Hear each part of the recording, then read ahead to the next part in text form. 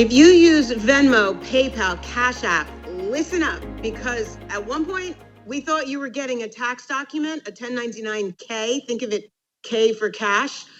Now you might not be. Lisa Green Lewis, TurboTax expert and CPA, is here with us right now. Lisa, I was getting nervous about this because I know my kids use Venmo and PayPal so much. So I was presuming they were going to have a reporting requirement, but maybe not so much. Yes, a lot of people were worried about this. Like millions more tax filers may have received this form, but on December 23rd, the IRS ruled to delay the reporting requirement. So the reporting requirement was going to go to if you had over $600 in third-party provider transactions, you would get a Form 1099-K. But that delay made it so you will not get one unless you have over 200 transactions and $20,000. So a lot more transactions and money before you would see this form. I'm actually even thinking of like people that pay alimony to each other. They probably Venmo it these days. They might very well get a 1099-K because of it.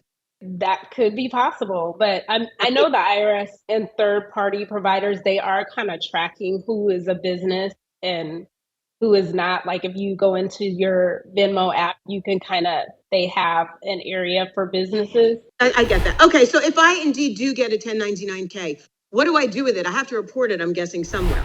Yes, you do have to report it, especially if you're self-employed. And one thing to point out, this isn't a new tax law. Self-employed were always supposed to report their net income if it's $400 or more. And regardless, any income, you're supposed to report it. So it's just a reporting requirement for the third-party providers. They would be the ones that would be sending you these forms. You would report whatever's on that form. Remember, if you're self-employed, though, there are tons of deductions that can lower your overall income and lower the taxes you pay.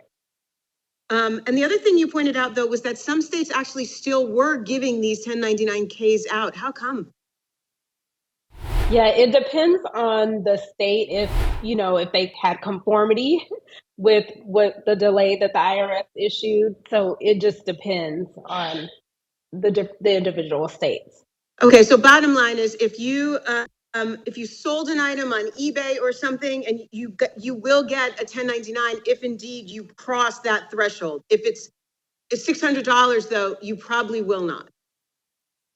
Yes, you probably will not. One thing to point out, people don't realize that if you sell, personal items on eBay, you are supposed to report those, even though most people do have a loss. I mean, most of the time they sell it for less than what they bought it for. So tax-wise, there wouldn't be anything to worry about if you had a loss. All right, so if I'm surprised and I get this 1099-K in the mail, what do I do with it? One thing, you don't have to worry with TurboTax, you can snap a picture of your 1099-K and the information from your 1099-K goes to the right tax form.